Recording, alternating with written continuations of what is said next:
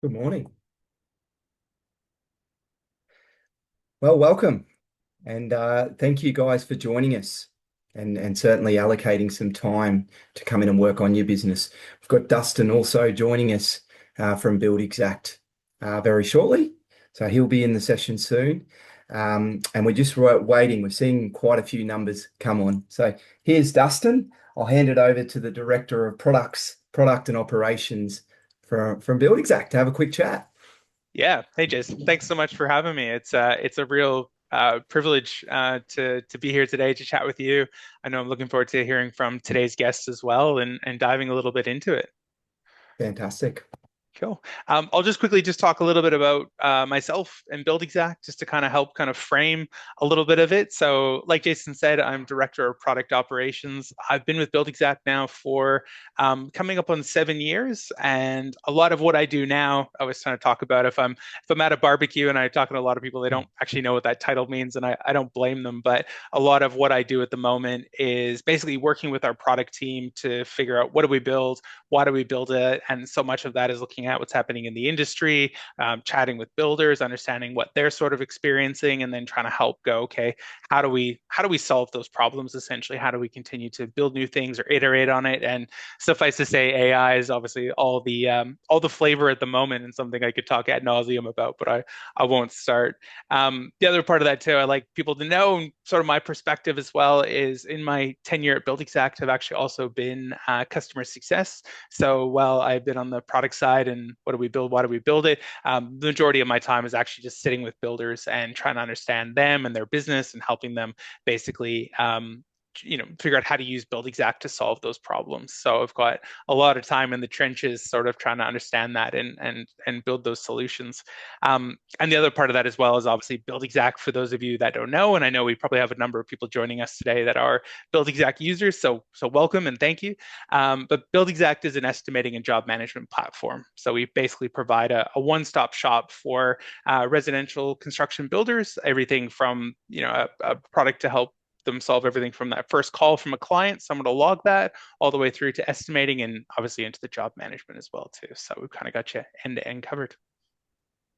Fantastic. What an overview. Fantastic. 10 years of product experience. We're blessed to have you on the session today, Dustin. Oh, thank you. And I think it'd be good just for our users to just let them know around our chat box system.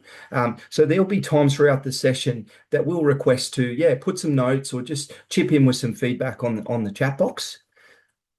So a really good place to start, I think, guys, if you want to just pop into the chat box now, whereabouts you're based. We've got attendees from all across Australia and New Zealand. So if you could just take a second now. Yep, we got Chris from Melbourne. They come. Fantastic. NZ. Beautiful. Excellent. Welcome, Lee.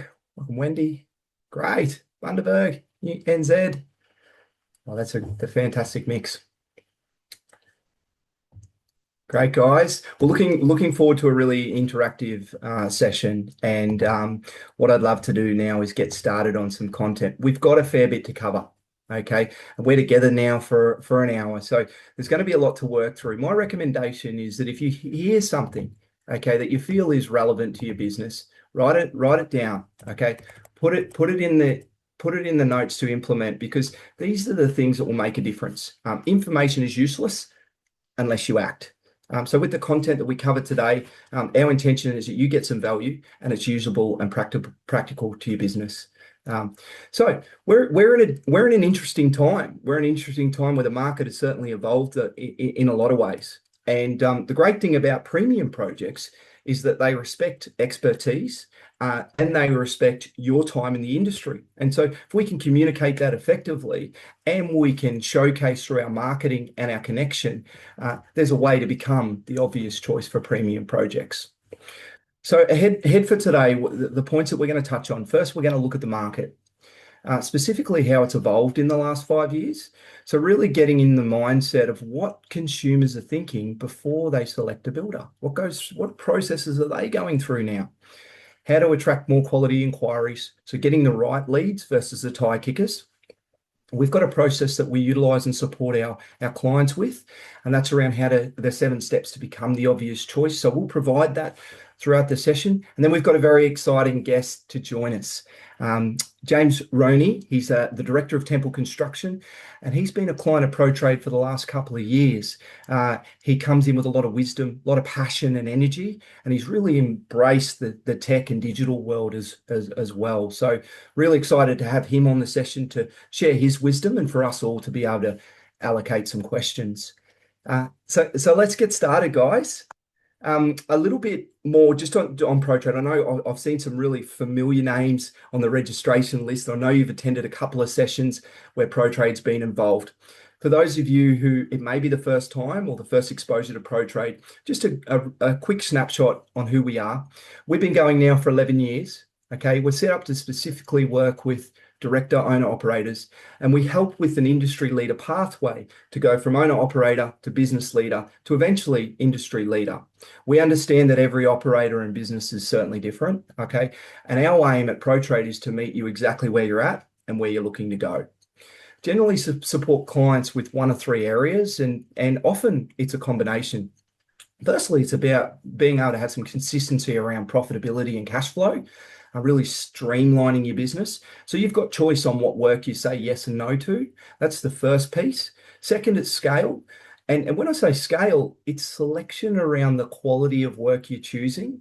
So the numbers growing and the job value, yet you're doing it at a manageable and a sustainable profit pace. Also, some of our clients want to grow their teams, so we support with that.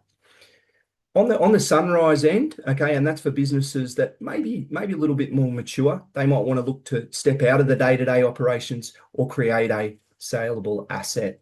So just a little bit on us. We're supporting over 140 businesses across Australia.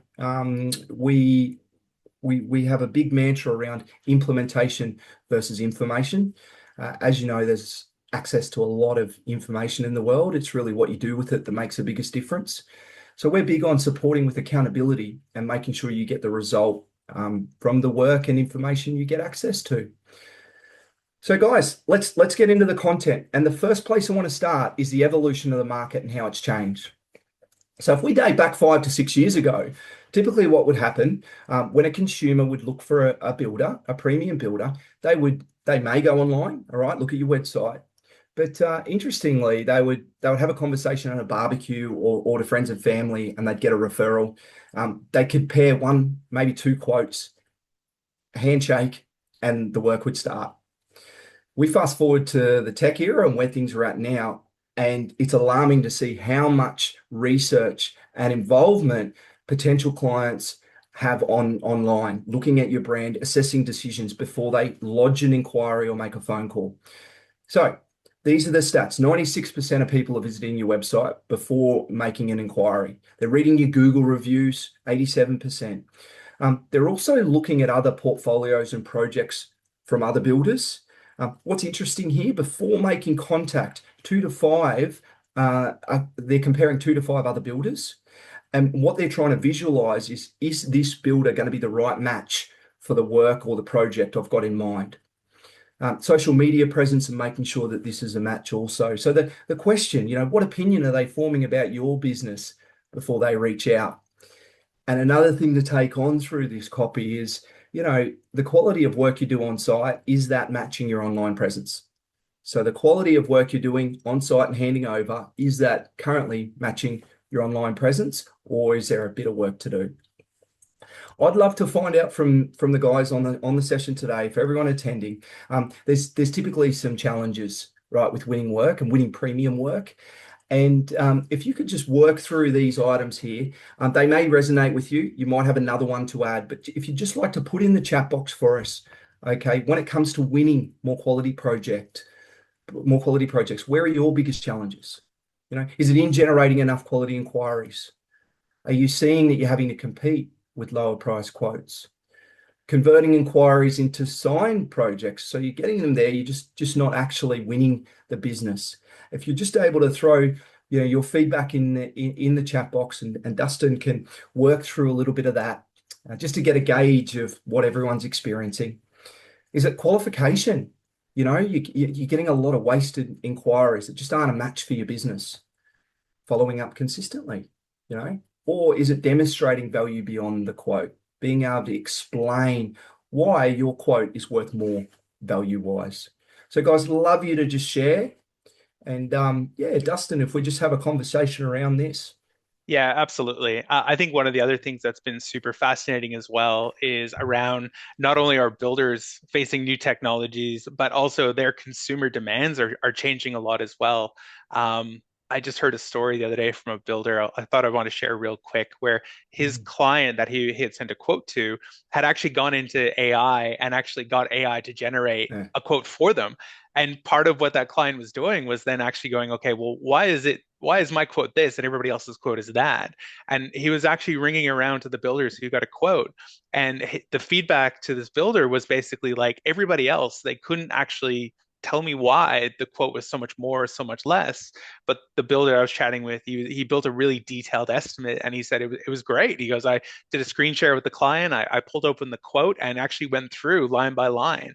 And that client all of a sudden went, oh, I get it now. I thought I was so confident and so smug coming into it, but actually having that breakdown, and he obviously won the work because he was able to instill such confidence. So those client demands are changing rapidly, I think, in these themes as well. It's super fascinating, but we know really challenging. Unreal, well put. And again, it just comes back to the demonstrating the value. You can send a quote or an email, but yeah, being able to explain the context of your expertise and how you project manage a job will add so much Mm, for more value. You know, getting a lot. Thanks, guys, for your feedback. Tire kickers, qualifying the clients on budget. So, you know, there's a consistent theme here around these elements. Unrealistic budget for work client. Yeah, agree. Right. And so people wanting they've got the champagne taste, but they're coming in with the beer budget, and so that's a frequent concern. So we want to demonstrate really early. We want to be able to screen and vet and disqualify these tire kickers. So guys, the great news is that the content I'm about to walk through does address and focus on those areas. So we'll walk into that now. And the first place I'd like to start really is to roadmap the 7 steps. Okay, so these are the 7 steps. We're really going to start with identifying and attracting the right client. I think it's really important that we're clear on who we want to do business with. Okay, we have a choice. And industry leaders, what they do, they intentionally attract people that value professionalism, quality, and most importantly, your expertise. So we're not out to work with everyone, right? Particularly in the premium range.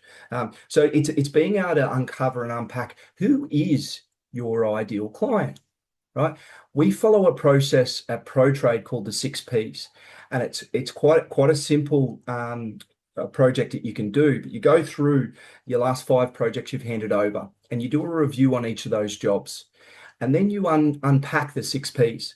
So out of those 5 projects, what jobs ended up profitable at the desired margin that you quoted? So in addition to that, the clients on those projects were prepared to follow your processes and work with you. Um, Most importantly, you paid and you paid on time, right? There's a pathway to the decision makers. So there's clear communication. They're a pleasure to work with. So you and your team are getting out of bed in the morning and going and doing the work, and it's enjoyable versus a hassle. And the final one is, you know, they're a partner. They're almost like a silent partner in the business. Come handover, they're willing to refer. They want to give you reviews. They value the work and the craftsmanship. So go back through your last 5 projects as a recommendation and highlight those 6 Ps, and you'll identify really quickly who is your ideal client. Once we've done that, we've identified who we want to work with, right? It's about trust. Okay, we've got to build trust. So premium clients, they're looking for proof. And we just saw the numbers at the start of the session. So more than 70% of your ideal clients or your potential clients are actually doing a lot of work online prior to reaching out. So do you have consistent branding on your website, your social channels, your email footers? Do they all match? Do they interlock? What image is this giving to the market? You've got your completed projects portfolio. That's there. It's up to date. It's not 7 years old. Any testimonials or awards you may have won through HIA or Master Builders, get them front of mind. Credentials, show them, okay? And the other point is we utilize a strategy called the credibility pack. Now, a lot of the things I've touched on really are high tech. The credibility pack is high touch, and this is something that can be posted in the mail, all right, or given across in a site meeting, or an initial meeting with a potential customer. The credibility pack is something that can be touched and felt, and obviously it's kinesthetic, right? We're in a very digital world. It's important to have those additional touch points. And so inside of the credibility pack, here's an example on screen. You've got a branded presentation folder. There's a capability statement. Your business cards are there. There's some DL flyers. It's been professionally copywritten, not just via AI, right? So you've had this professionally done. We use a partner, and we support a partner called Tradie Packs. They're great. They're based in Melbourne. And if you're wanting someone to support you in that realm, definitely recommend reaching out to those guys. But they'll put your credibility pack, and they'll also challenge, does this align with the consistency that you're representing on site and digitally? So definitely recommend taking that on. Qualify to disqualify. So we've identified who our ideal client is. We've built trust. We've built the right to actually have a long-term conversation with our ideal client. We need to now assess whether this is going to be a waste of time, right? So I've got a few comments before around the tire kickers, the unreal expectations, right? This is really where we go to work. We go to work quickly. And the reason we do this is because it will save 80% of your headaches, right? So do they fit my ideal client profile? Yes or no? Are they clear on the approximate budget or investment? Champagne versus beer budget. Where are we sitting? Are we aligned, or are we way off? We need to have everything up front and clear. Is the project a fit? Is it a fit for the type of work you want to take on, and you can deliver an exceptional job? This one, I would say, is the most important, because in a long-term project, okay, values are imperative, right? And the conversation to ask, or the question to ask yourself, is, would I enthusiastically sit down with this potential client and have a beer or a coffee, or spend some time with that potential client? Because you're in this for a relationship. And at ProTrade United, we use a no dickhead policy, and we recommend that's a good way of actually screening out or disqualifying those businesses that you don't want to work with. Yeah, sooner rather than later. Step 4. Okay, so you've attracted, you've aligned, you've found someone that you really want to do business work with. It's framing what you do as a specialist versus a generalist. Now, it can be pretty crowded if you're trying to be all things to everyone. So think about your ideal client, the niche that you want to play in, and how do you target your marketing and expertise to focus on supporting those potential businesses. When you go to a doctor, you'll get a general practitioner. They've got a range of skills, okay, and they come with a price and an experience. When you're looking for someone with a specialist, that's a specialist with a set of expertise, there's generally a higher investment, and there could be a longer lead time, but people are prepared to wait for a specialist. So where in your business can you show up as a specialist? During this time, you're highlighting your processes. What systems have you got in place? And shortly, I'm going to show you what we call a home improvement plan. This is something that we recommend that you get paid for, by the way, because it's your time through the quoting process. But that documents your process from start to finish. It also provides your team and contractors with certainty on what's happening with the job, how you're solving challenges or problems. So on site, early days, when you're brainstorming and you're looking for solutions, they're coming to you for guidance and direction. So they're coming to you for recommendations. Don't hold back. Be open with your experience and advice, because they will see it as added value, particularly in the early stages.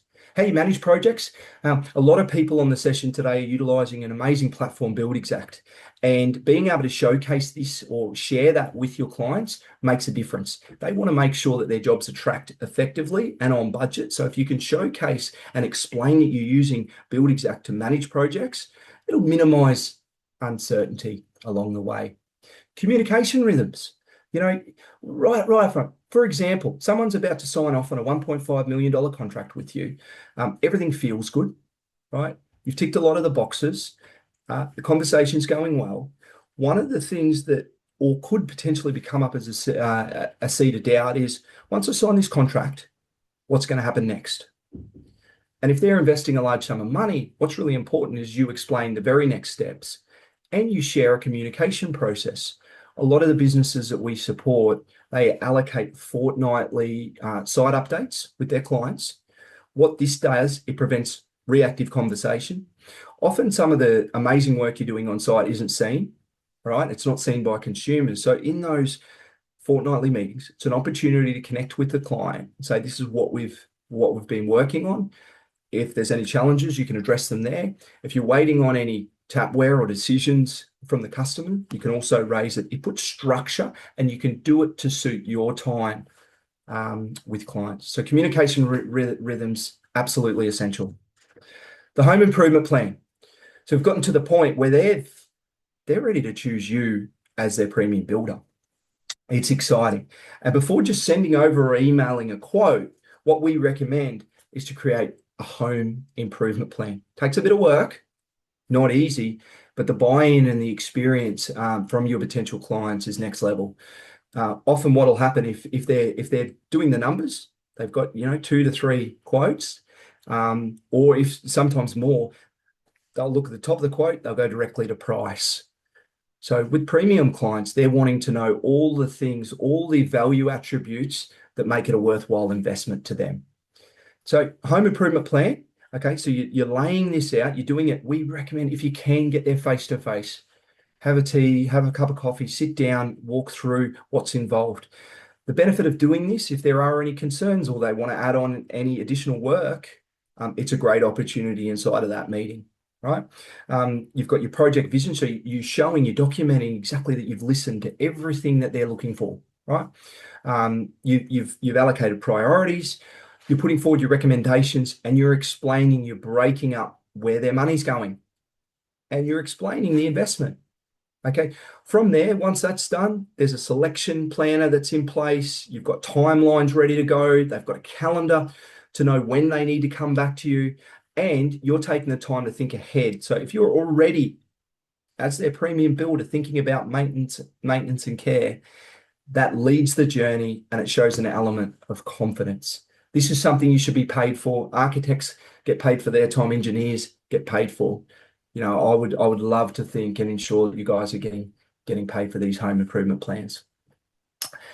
That's been done. The home improvement plan's out. What next is around the follow-up.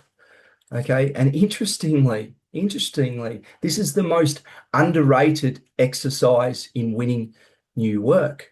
If you look at some statistics on your screen, 48% of businesses never follow up with an opportunity after the very first contact. So you've done all this work from a marketing perspective to not even call back.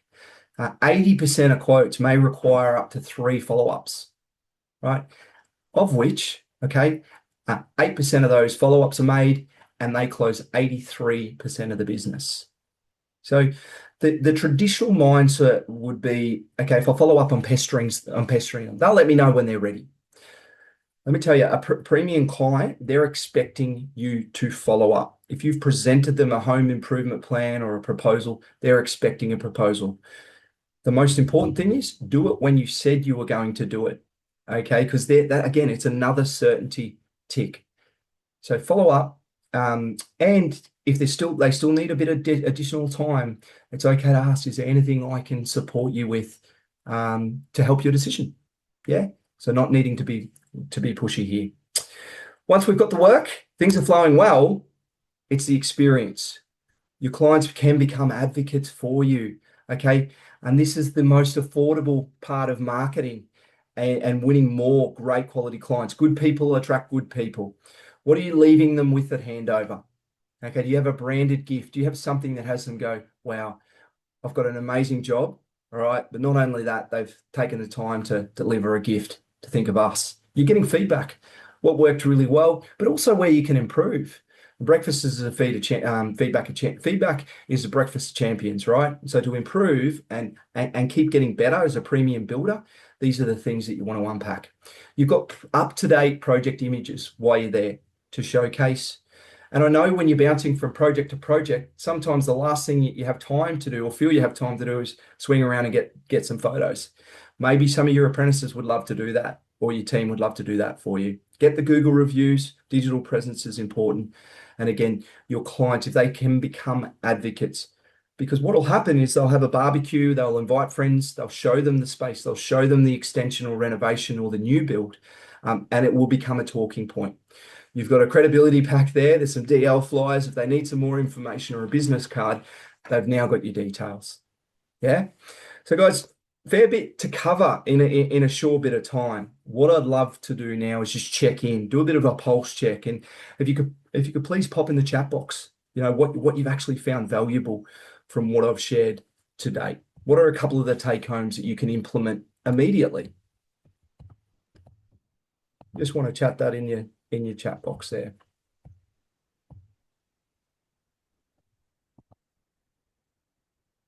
Yeah, I want to just touch on it's coming through the chat, but I think the follow-up, I think this is one thing that came from my experience when working with builders is they see themselves oftentimes as builders first, and the sales is kind of this just necessary evil. Instead of bracing that, it's about the journey. It doesn't have to be about pestering, but it's about helping the client through that journey. And part of that is, like I said, just that second or third follow-up, and being consistent on a timeline. And even just something as simple as setting a calendar reminder, even just something super basic, it can be the difference between all that time and all of that energy you put into building that relationship, finding that lead, building that quote, delivering that, and just a simple yes or no.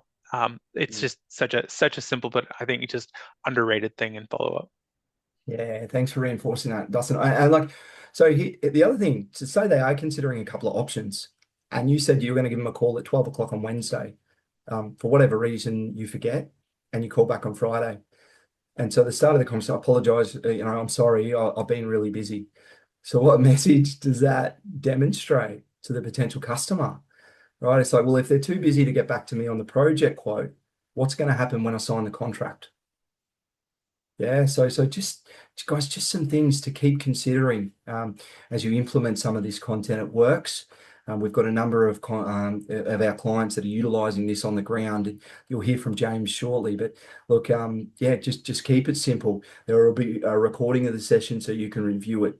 And I've had a few people put this home improvement plan in the chat box too. So thanks, guys. All righty. So action plan. And one of the things I said at the start of the session was information is useless unless you act. We're big on implementation, right? And so you've got 4 key actions that I recommend that you work through in the next 30 days. Okay, so the first is, let's get really clear on that ideal client. What suburbs, what's the demographic look like? What are their needs, wants, and desires? So you've got a really clear picture when you start putting together your messaging. Those consistent touch points. Now, what the data shares is that before they're making a large investment or a big purchase in their construction, they need 8 quality touch points with your brand, and that's prior to the first site meeting. 8 quality touch points. So that's, they jumped on your Instagram page, possibly they might have gone to your website, they've got a really professional email from you. What are all the really good quality touch points that you can showcase to ensure that you're building that trust? Your home improvement plan, just walk through, get a structure, get that in place. There's value there. Yep. And finally, seek some guidance. Don't feel you've got to go this alone, guys. There's a lot to implement. And when you've got a lot of your time and energy focused on project management, dealing with the constraints and challenges on site, you don't always get the time to work on the business. So get some advice, reach out to an advisor or a mentor, ideally trade and construction focus, and just bounce off. Get a check-in, get a pulse check. Are you on the right track? Ask for some feedback. All righty. So guys, we covered a lot of ground, and excitingly, we're going to bring in James really shortly. But what can happen is we get a lot of this content. It can almost get noisy, and you finish the session, you get back into the whirlwind of your business, and it can feel like a tornado. You've got emails going, you've got your phone's ringing, you've got messages coming through, and so look, if you would like a bit of additional support for those attendees that have been on the session, we would love to offer a complimentary business performance session from ProTrade United.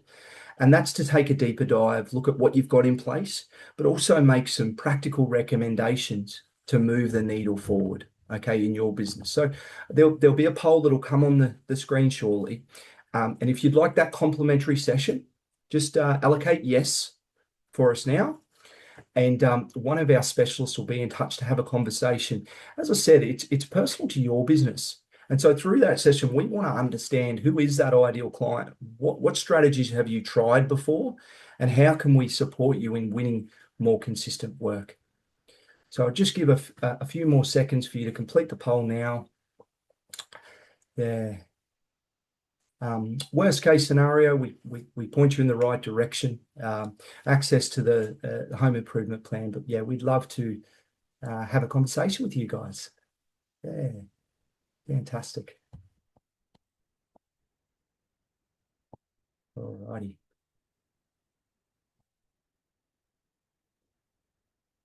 Okay, guys. So we now have a very special guest joining us. I've had the pleasure of knowing James for a couple of years now. He's been a great part of our Pro Trade United community. James he's put in the work not only on his business and his presence, but on himself to become an industry leader. It's a real pleasure to have him on the call to join us and share what he finds working. So, guys, I'd love to welcome in James from Temple Constructions, James Roney.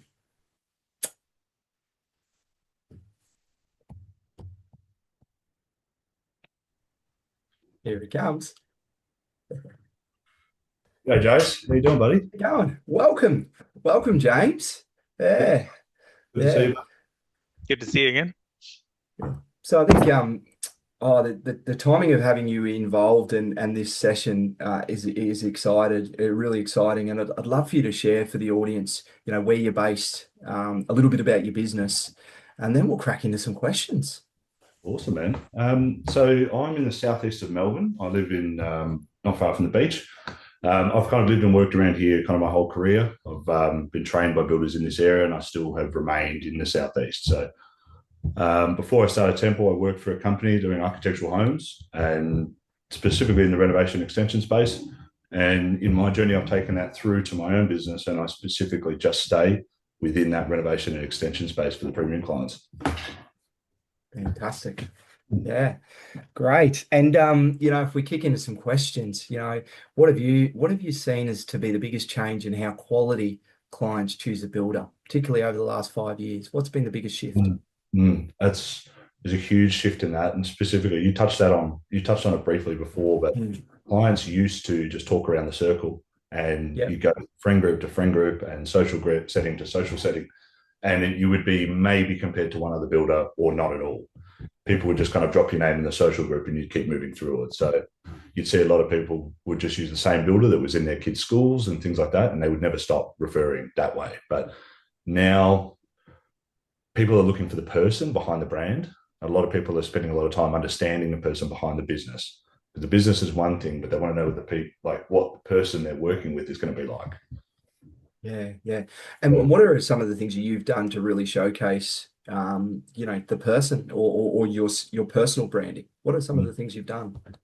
I stood out specifically and did my own personal branding. So took like the Temple page and the Temple presence is one thing, but started to create more of a personal image that people kind of get that segue, or they kind of get like a side-by-side, like parallel perspective on what the company is doing and then what the director is doing for the company. So for me, it was like expanding my personal brand more than I have been in the past. And that really did make a huge difference when I had clients looking at me and how I interact with the team, and then the workflow that's presented on the business page. Yeah, love it. In addition to that, James, how do you, like, what are some of the other things you're doing to build trust before you've even met them? Like, what are the potential client? What are the things you're doing? So for me, I often get a lot of referrals handed off to me from architects. That's one of my biggest lead generators. I do, like, almost immediately when I get their contact details, I know they get it, they get mine. I call them instantly. So before I even go meet them, I do the handoff call before I know anyone else would have done that. That's been quite a successful one because it puts you right in the front of mind before they've even spoken to other people. And I actually do a follow-up call from that follow-up call, believe it or not. And that just kind of keeps you in the talking point with them. So you're communicating, what I'm hearing is you're communicating more frequently than you traditionally would. Yeah. It's kind of like anything. If it's in the front of your mind, you're thinking about that person constantly. So if you're speaking to somebody that's a very good communicator, you're thinking about how well they're talking to you and the message they're trying to get across to you. Yeah. When you get to the point of, okay, I'm about to do the home improvement plan or the quote, right? What are these high-end clients? What do they value the most in your eyes? Again, it's the person, but I've noticed a few other things as well. So particularly the high-end clients, they're often looking for someone that isn't going to make their life hard either. So the process has got to be, they've got to trust that your process is going to be a process for them. But they also don't want, because most of these clients, they've got very, very busy lifestyles and they don't want their time impacted because they're making good money from their life. They've selected you to make their life easier on this respect because they're often not builders or not in the industry. So they're looking for someone they can wholeheartedly trust on that. Also found they're looking for specialists without a doubt. They don't want somebody that can do it all. They're looking for someone that is in the space they're about to build. Yeah. Where are you communicating that in your touch points, the specialist angle, and how? Just for the listeners, because we touched on that, we unpacked it. There's a specialist and a generalist, so it just reiterates what we've covered. It's great. So the specialist and generalist, two parts. So I go right back to even where my referrals come from, so the architects, and they know I don't want a new build. I don't want to look at anything new, no developments, no nothing. They're not going to give me anybody in that talking point. So from there, personally for me, I put it in every part of my branding. That's the only thing I talk about. The only thing I ever refer to is renovations and extensions. Even just little sound bites, little things in the back of conversations of interview videos. My whole branding is built around that. So people know it's not a new home developer. It's nothing like that. Yeah, great. So you're just continuously reminding people. Yeah, exactly. Just keep the reminders flowing. Just keep them going. If I can jump with a quick question as well, too, James, I'm really curious. I know for a lot of builders that I've chatted with, there's always a bit of natural hesitation for them that they go, oh, look, if I'm a generalist, I kind of leave myself open to try to keep that pipeline as full as possible. And if I go to a specialist, I'm cutting myself off. What was your journey and how did you sort of overcome that if you had to make that transition to kind of go, yeah, I need to be a specialist? How did you kind of go through that process? Well, it took a while for me to realize this, and it comes in a few different areas, but when you are a generalist, you are advertising to everybody and you're servicing no one. So you're literally getting, your bucket is full, but you're getting all sorts of walks of life that probably can't afford you, have dreams, but no desires to fulfill or to follow through with you. They don't have the budgets to meet the projects they're after. Going into that specialist realm, if you're picking, because most of us are going to try to pick the premium clients, right? A lot of people aren't trying to service the bottom end. So by honing in right there and actually saying no more than you're going to say yes is going to end up making you more money. That's my experience anyway. Well said. The power of saying no. And when you're starting out, in your first couple it's not easy. No, I used to say yes to everything before we met. I said yes to everything and I was busy, but the balance sheet, the books that didn't reflect what I was feeling. And then all of a sudden you say no and the right people, the right opportunities pop up in your life. Yeah, agreed. You attract more of it. On the flip side, so you're having a conversation, you're having some of these calls, site meetings. What red flags do you typically identify early that you go, nah, not a match for us? A few, because I've had actions with people like this, but they're generally the same. Often it's people that do have a fear of letting go. So even at the stages, they're very, I wouldn't say overbearing, but they have troubles letting go of small details and things. One other thing I do post-call when I catch up with them is I like to meet the husband and wife, the people together. And often that is a good indication of how the relationship is and what your working relationship is going to be like. That's another level. That's awesome. Yeah. I'm getting a bit further down the line is when you get to these points, that is almost for me at this point in time, that is my interview for them. So if I meet these two people and I can see a dynamic, which is, it's pretty telltale once you've seen it a few times, That's awesome, almost like my trigger to go like, cool, appreciate your time, but this project's probably not for us. Another one as well, which really sticks into the tie pickers lane, is they'll have very specific questions early before you get into quoting stage, which is often signaling they're comparing like a version of a square meter rate between like developing builders and premium builders and stuff like that.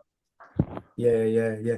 What are the typical questions that what are some of these when you go, oof, this is a red flag? Yeah. One of the other ones is like, often with renovations and extensions, you have a lot of like remedial works in the existing home. Yeah. So one I've got from 2 clients in the past is like, hey, what's your square meter rate on a subfloor rebuild, like in the front of an existing home? And this would be like before I've even seen plans or anything like that. And that signaled to me that their intentions were purely money only. Yep. Great. Love it. Love it. Look, if you could give one piece of advice to a builder that really wants to own this space, they want to win more high-end projects, what would be that one bit of golden advice? Say develop not only your personal branding, but the business branding. Actually, say the personal brand is probably more important because that's them getting in touch with you. They're going to understand who you are before they even see you in person. I would say develop your core values and relentlessly follow them, because that's going to be your team's going to follow everything you do. Your clients are going to be advocates for the team that they're seeing on site as well. Yeah. And I'd say look to upskill constantly. That's one thing I really let by the wayside for years. And then, since we've started working together, I've been looking to upskill outside of the areas that we do. Yeah. Great. And I mean, how, if you want to share a little bit on that, how has ProTrade and also Buildxact supported your journey as an industry leader builder? Well, specifically ProTrade have been what you've been explaining here before, like defining who my client is, was like one of the first things like I posted on the banner when we started to identify all this stuff, like going through the basic of understanding the metrics and actually putting those people and like what they need into your action plan. So developing kind of like the sales funnel to match the client was huge. So I didn't really have an identified client until we met and started working together. But that's been huge for me. So for me, I only ever now talk to families with kids or architects, and I don't go else now. That narrow, fantastic. And then, I mean, the timing was kind of similar because as we go through the ProTrade journey, you see the power of like those CRMs and those project management softwares. And I was going all pen and paper before, and it was just scrappy. Your tracking's off. You've got to guess a lot of stuff, and that translates to what the clients see. And they start to think like you're guessing what the job's doing. You're guessing who's going to be there. You're kind of just taking a punt on their project. But if they're getting like those crisp documents, those, because the quotes you get from Buildxact, it's an 8 or 9 page proposal at the estimate stage. And most guys will just send a 0 document. So if you put the two and two together, it's pretty obvious who you want to speak to next time. Yeah. Oh, great. Dustin, anything to add on to that? Thanks for sharing. Yeah. No, I really appreciate that. And I think like you said, James, just it really comes back to that trust and that confidence. And that's something that I empathize with builders a lot, that if you are pen and paper trying to produce a detailed quote, it's a lot of work. And like we saw in the chat, there's lots of concerns around like tire kickers and all that sort of stuff. But I'm curious, outside of the estimating, is there any other one part of Buildxact that you feel has really helped your business and you find yourself kind of going back to that and just winning by using that consistently? The estimating stuff's great. The takeoff tool's phenomenal. So when I do all the takeoffs on that, they're already still preloaded in there, but I keep them in, like we've got our site diary app. All of my guys have got the pre-done takeoffs in there. So from me to the guys to like even the apprentices, they understand like if let's say there's 90 square meters of bricks coming, they kind of already understand like if I'm not there to order some stuff, they know how much sand to get, to get. So having all of them has been a big game changer for me and my team, like just the trickle down organization. Yeah, no, that's amazing. I appreciate you sharing that. Thank you. Yeah, you're welcome. Yeah. Looking back, so if we cast the memory bank back, one decision or investment that has had the biggest impact on positioning your business for higher quality projects. What's one decision or investment that's made the biggest difference? The one decision, which is kind of a large one, would be probably letting go and just working on myself. So dropping any ego towards what you think, like, working yourself comes with, and just letting it in, get the help, work on the central nervous system of you. Because ideally, you want that to be aligned with the business. But what people don't realize is your central nervous system is the business central nervous system. Yes. If you're chaotic and your life's chaotic and you've got stuff all over the place, that's going to translate straight to you, straight to the team. And that's all the clients are going to see. So working on myself for sure. Huge, huge. James, we're going to open it up to the questions from our audience. They've been phenomenal. We've had really good engagement.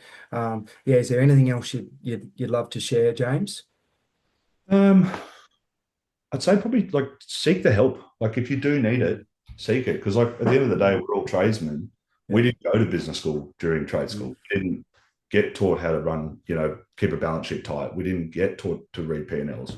It's not crazy for us to perceive that we need this help. If we want to do well, we need the support. Great sports stars have coaches till the day they retire, and they're the people they get paid, millions to do it.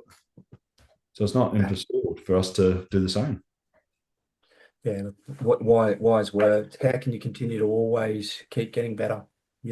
That's certainly the mantra. So I'll open it up to the audience. Guys, any questions while we've got James here? Any questions for James, for Dustin, or myself? We'd love to hear from you. Just on the chat box. Anything that was raised. Might have covered those questions pretty well. Yeah, you guys just did such an amazing job. Yeah. It was a nice thing as well. I think a lot of the builders in the chat here are probably going to feel as well. But as well as saying no, be really. I always found being super upfront about charging for your quotes gets a lot of people that aren't interested in you, even after the research, straight out the door. Yeah, fantastic. Yeah. Like the investment, because it shows you the value, right? It shows you what you're prepared to accept. But automatically by charging for a quote, you're demonstrating your value in your time. Yeah. Okay, we got one here. Yeah. From Elliott. So the website, it did. So the website specifically, if you're on the front page, you'll see there's not much there, but that's done by design because there's 2 call to actions on there. Both of them get in touch with me. And that has essentially taken anybody that might kind of be on the fence about talking to me straight back to either booking a chat with me or sending us an email. So yes, it has happened. Yeah, great. So that question again was, it's impressive. We're talking about James's website, the Temple website. Check it out. Did you find that helped with inquiries? So it certainly has. Next one, they're coming in. What's your process in suggesting that you charge for your quotes? Yeah, for Chris. Good question, Chris. So that one it's kind of on the same vein of kind of having like all of your, banner colors the same, your terminology the same. Is everywhere you kind of go during the process is like we charge to price, but that comes straight off our bill. It's one of the first things they hear. So it's not so much a suggestion, it's part of our process. Yeah. It's part of our process. So it's one of the things that it's actually just cemented. It's nothing I would kind of flip-flop on. So people get the confidence straight away they're paying for a service. Yeah. Got it. Another one here, Sen. So when you're in the process of saying no to clients that don't fit, what do you do not to stress about upcoming work? I'm going to turn it away. That's potential revenue to feed my business. What's going to happen, James? Oh, well. Great question, Sen. Yeah. I think that question is probably better to look on the other side. And the people that are going to be your red flags, you may be one of those situations again where you're essentially just paying to do their job. And that's the last thing any of us want. So there's nothing worse than being quiet, but actually there is, but it's paying to do someone's job. And these clients often do that. Yeah.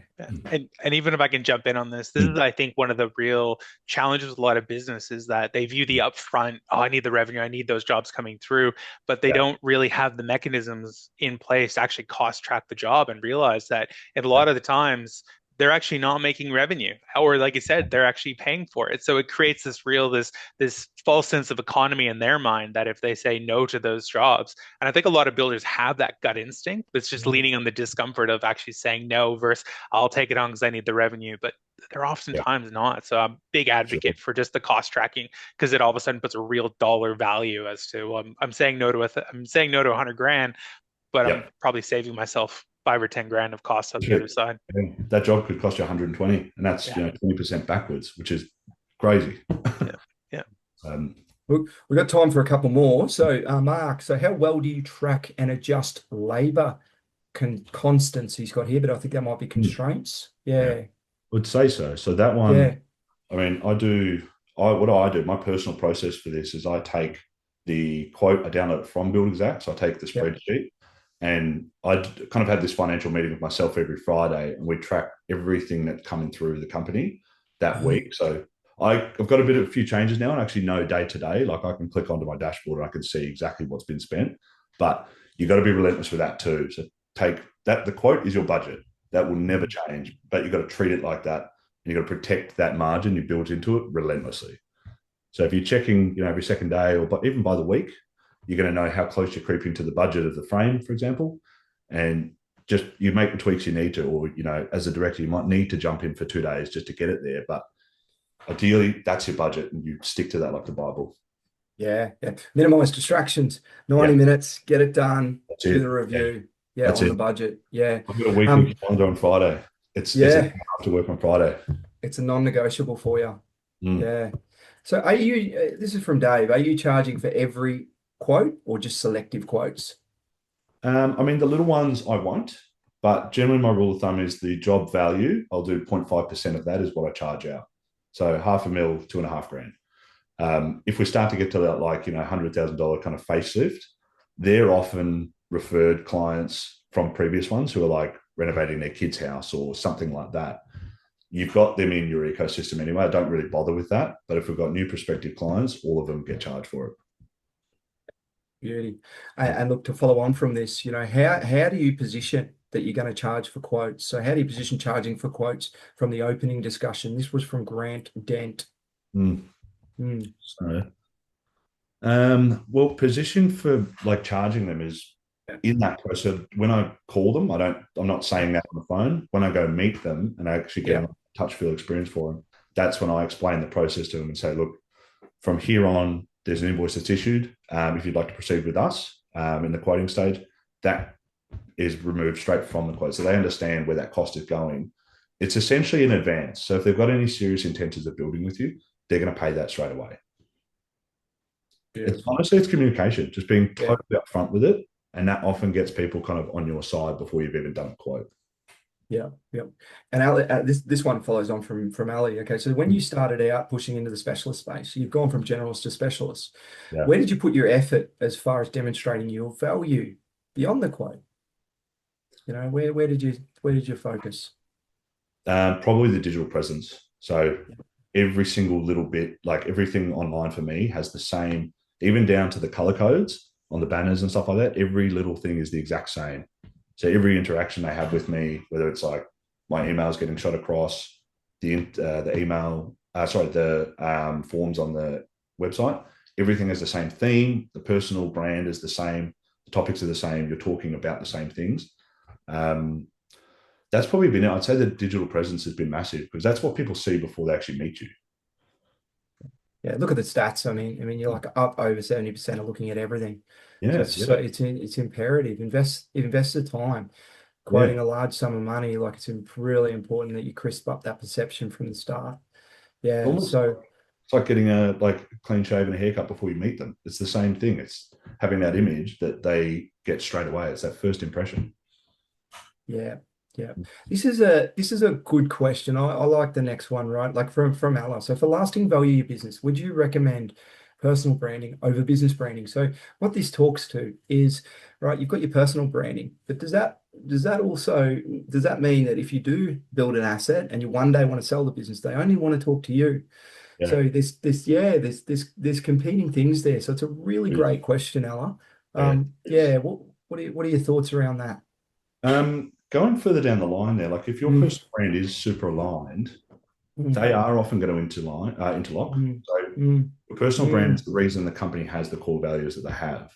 And by the time we're talking about a sale or anything like that, you're going to have a management team that is already emulating what you're doing. So if we are separating kind of the weeds from the sticks, the times that people are looking to sale is often a time where they have, several project managers, account managers, and stuff like that. and they probably live and breathe your core values more than you do, if you've done it successfully, obviously. But I find the personal brand really nails home harder because you've got, I don't know if anyone's read the book by Simon Sinek, but people buy why you do it, not what you do. They always will. If they've got the faith that you have the passion for their job like they do, you'll be the front runner every single time. How good's that? So, you know, they're buying you, they're putting trust in you, but it needs to ripple effect. There needs to be consistency in the business brand as well. Yeah. Absolutely. Yeah. Absolutely. Yeah. Yeah. They believe in you, you'll get across every time. Yeah. Guys, we've got time for a couple more. So and then we'll wrap things. I'll hand it over to Dustin. But yeah, so Chris, again, do you use the timesheets through Buildxact as a feature? I don't personally. The guys are my bookkeeper. They manage that together. But yeah, they do. I kind of do. I actually track in 2 spots real time. So I harvest all my data just from like a collection app, and then everything gets put across into Buildxact. It just saves a bit of time. Yeah, got it. One more from Mark. So during construction, where do you charge for your time as to what is included in your margin? During construction. Now, is that going to be, I've got to wonder there, during the contract, are we talking probably about if there's additional stuff, or we're saying what our margin is per project anyway? Yeah, call it per project. Yeah, okay. So per project. So I charge for my time. So that the way I break my quotes down is like we have all raw costs, which would be, say, the trades, whether they're in-house or not. They're all line items. Materials are all line items. External services like cleaning and temporary fences and things like that. My personal cost is usually around the 6 to 7% mark of every project. And then all of that is generally built in with about a 22 to 25% margin. Unreal. Obviously, that scales down as the project goes up. You can't, if you're going to do a $2 million job, you can't go to the north end of that because it's a sliding scale. Yeah. Got it. So rather than leave these guys hanging, we've got 3 questions. I reckon we could rip through them quickly because I am mindful of time, but I just valuing your expertise here, James. So how are you managing variations from Bonnie? Variations, super important. This one's probably this has caught me out many times in the past. I've got documents that I generate myself on computer when I have the time, but to avoid anything slipping by the wayside, I've got a little PDF generator on my phone, and my guys do as well. If it's little stuff, the stuff that really creeps your margin, they put it through, can squiggle it on the spot, and you've got that document. So overhauling that and having that process included in the contract stage, like being really formal about it, they know straight away if they're going to try to waste your time, it's going to cost them. Yeah, got it. The next one is how much percent you charge for your quote. Now that's probably a bit more to that question. Yeah, it's usually around. I'll assess it based on like how detailed the quote is, but it's usually around 0.5 to 1%. Yep, good. And Timmy here, we got thanks, Tim. How do you manage yourself week to week, team size, when to step back and to drive the business fully? Great question. Yeah. So managing yourself week to week, your Google Calendar is king. Have one for yourself, one for the business. That is absolute king. Team size, I actually run with a small team size. I use subbies as well because we have multiple projects at once. And I think the business related question, stepping back early, even if it's like half a day a week or 1 day a week to do it, is going to have a bigger effect on the team than you realize. Like I've had a period recently, Jason, where I think I've done more work on the business, maybe let's even call it like 2 to 3 days a week. And the company's running smoother. Things are happening and I'm actually not working in the business at all. Yeah, they're working on it. Drop the fear. Just give it a go. Just try it. It can only do wonders. It can only help, Absolutely. Get the structure and you worked hard on the process. That's your right as a business owner to set up that asset. So work on the processes over the people always.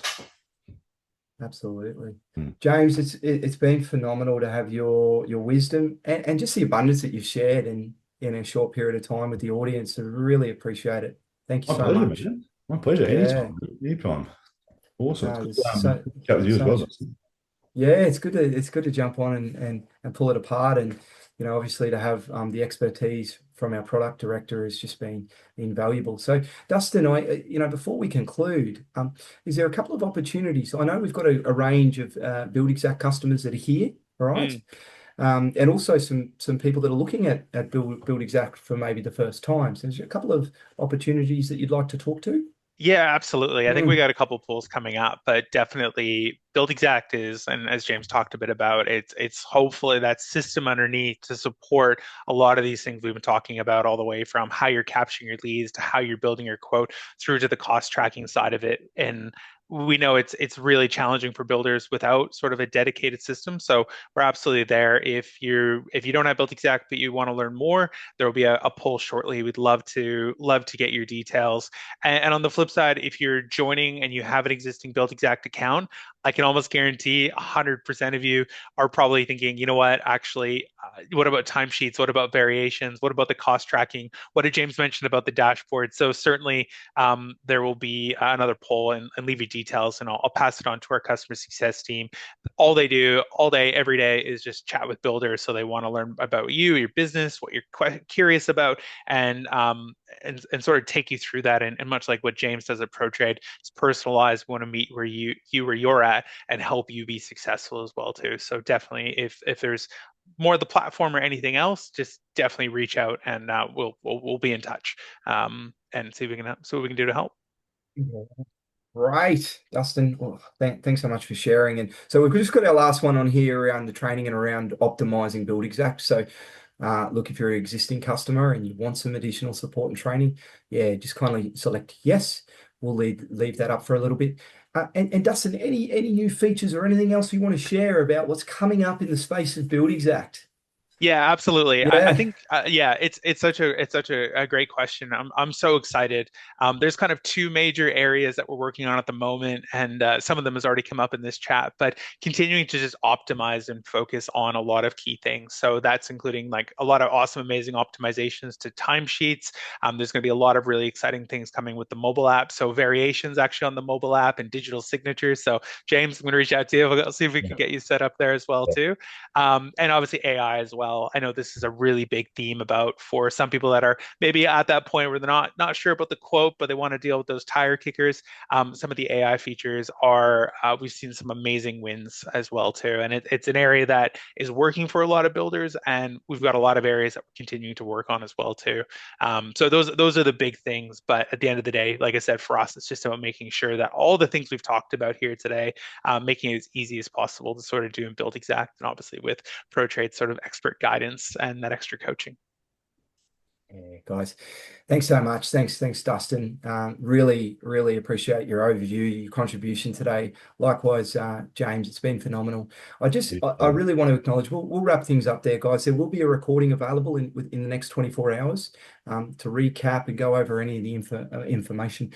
But I really want to acknowledge those that have attended and just gotten across this content. I know that there's a lot happening when you're running a business, so to allocate the time to work on your business and actually look at the 1 to 2% to move the dial, it says a lot about you. So really appreciate your time, and yeah, the engagement on the polls and the chat box has been amazing.